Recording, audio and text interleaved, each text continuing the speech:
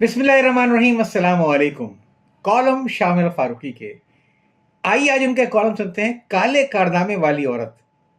ये कॉलम 29 दिसंबर 1998 को शाये हुआ था। आइए सुनते हैं।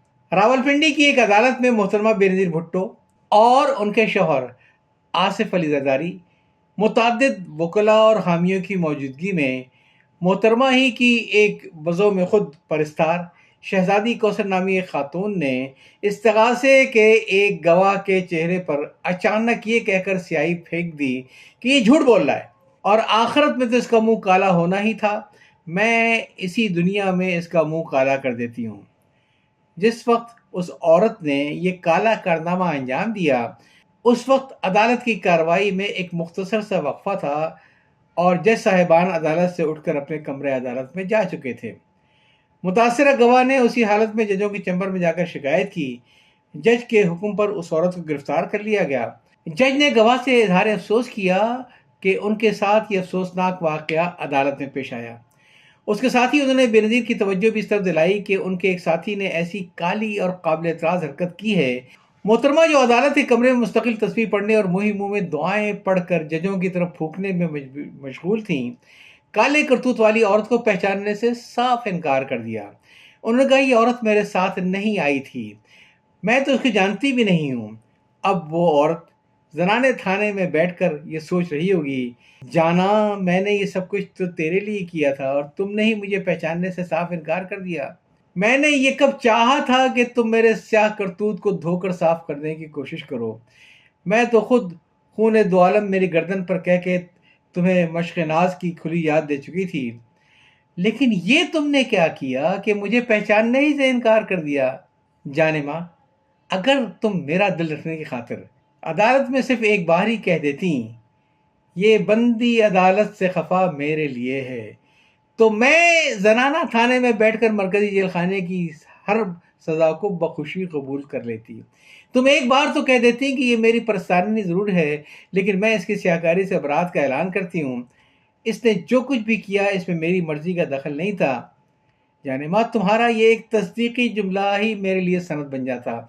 मैं हमेशा इसे अपने पास रखती, बल्कि वसीयत कर जाती कि मेरे मरने के बाद इसे मेरे कफन में रख दिया जाए।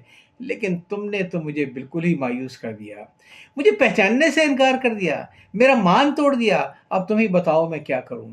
ऐ दूसरों की खातिर स्याही उछालने वाली औरत, अब तू ये कर कि फ़ानी बदायूनी के शेर में बलहाज जिन्स तब्दीली करके इसे पढ़ा कर, बहला न दिल न तीर गिए शाम गम गई, ये जानती तो आग लगाती न घर को मैं।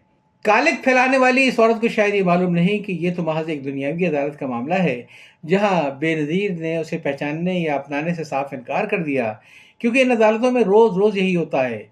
लेकिन आखिरत की अदालत का मामला तो और सख्त होगा, वहां और ज़्यादा नफसा नफसी होगी। वहां तो सवाल से पहले ही मोहतरमा कह रही होंगी, बारे इलाही, उस तस्बीह की कसम जिसे मैं तेरे नाम पर अदालत में फिराया करती थी और छू छू करके जो जजों को मुसख्खर करने के लिए मैं उनकी जानिब मुंह करके किया करती थी, मैं इस स्याह कारनामे वाली औरत से कतई वाकिफ नहीं। अगर थोड़ा बहुत जानती भी थी तो वो जानकारी महज स्याही थी। तू इसके साथ जो सलूक चाहे कर, मगर मुझे मेरी तस्वीर गिरदानी और छुछू खानी के तुफैल माफ़ कर दे। बार इलाही, मैं बड़ी अजियतों से गुजर कर आई हूँ। मेरे बाप, मेरे भाई और मेरी भाभी, मेरी माँ, मेरे शौहर, मेरे ससुर, अल्लाह अल्लाह कहाँ तक गिनवाऊँ मैं। कैसी कैसी असियतें मुझे बर्दाश्त करनी पड़ी हैं। अब यहाँ आकर ये औरत मेरे गले पड़ रही है। बार इलाही, इस औरत को तू गले से पकड़।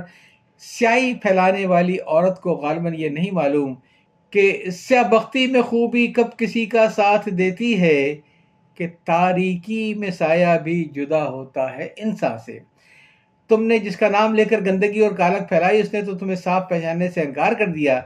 स्याबख्ती में एक और इजाफा हो गया, अब उसे ढूंढिए चिरागे रुख ज़ेबा लेकर। और ये बात सिर्फ बेनज़ीर भुट्टो का मामला ही नहीं, बल्कि तमाम सियासी रहनुमाओं का यही हाल होता है। वो चाहते हैं कि लोग उनके लिए अपनी जान दे दें, अपनी इज्जत आबरू खो दें, लेकिन खुद उनका नाम बीच में ना आने पाए। आज ही के अखबार में एक खबर नज़र से गुजरी। एक गुमनाम से कारकुन ने यह ऐलान किया है कि अगर रमज़ान के अंदर अंदर आसिफ जरदारी को रहा न किया गया तो ईद उल फित्र के दिन वो یعنی کارکن زرداری نہیں، مینار پاکستان سے چھلانگ لگا کر خودکشی کر لے گا۔ ہو سکتا ہے وہ جذباتی کارکن ایسا کر گزرے، یا یہ بھی ممکن ہے کہ جس وقت وہ مینار پر کھڑا ہو کر کودنے کی دھمکی دے رہا ہو تو پیچھے کھڑا ہوا کوئی اور کارکن اسے دھکا دے دے۔ اس کارکن کو شاید یاد نہ ہو کہ جب ذوالفقار علی بھٹو کو پھانسی کی سزا کا اعلان ہوا تھا تو راولپنڈی میں غالباً مسیحی برادری کا ایک خاکروب اس نے خود سوزی کا اعلان کیا تھا اور وہ سڑک پر آ گیا۔ اس نے اپنے کمبل کو آگ لگا لی، لیکن جب گرمی لگی تو بچاؤ بچاؤ چیخنے لگا۔ بعض لوگوں کا بیان تو یہ ہے کہ لوگوں نے یہ کہہ کر اسے خود سوزی کے لیے آمادہ کیا تھا کہ تم یوں ہی کمبل پر آگ لگاؤ گے ہم تمہیں لپک کر فوراً بچا لیں گے۔ لیکن ہوا یہ کہ جب اس بدقسمت نے آگ لگائی تو کسی طرف سے پٹرول کا ڈبہ اس پر خالی ہو گیا۔ تو آصف علی زرداری کے لیے جان دینے والے کا اشر بھی خدا نخواستہ یہی نہ ہو کہ وہ مرنے کے بعد لوگوں سے پوچھتا پھرے کہ پارٹی پر جان قربان ہونے والی بات تو الگ، لیکن یہ تو بتا دو مجھے دھکا کس نے دیا تھا۔ بہرحال وہ جذباتی کارکن اپنی خودسوزی میں کامیاب ہو گیا، تو ہم نتیجہ بتائے دیتے ہیں۔ نمبر 1، اس کی عاقبت خراب۔ نمبر 2، اس کی ورثہ کی دنیا بھی خراب۔ اور راولپنڈی کی عدالت میں کالک پھیلانے والی عورت کو ہم یہ بھی بتا دیں کہ اگر کسی مصلحت کے تحت پیپلز پارٹی یہ اعلان کر دے کہ وہ عورت ایجنسیوں کی خفیہ کارکن ہے تو اپنا دل چھوٹا نہ کرنا۔ اس طرح تو ہوتا ہے اس طرح کے کاموں میں، بہت سی سیاسی جماعتیں آج کل یہی کر رہی ہیں۔ کالم آپ نے سنا کالے کارناموں والی عورت۔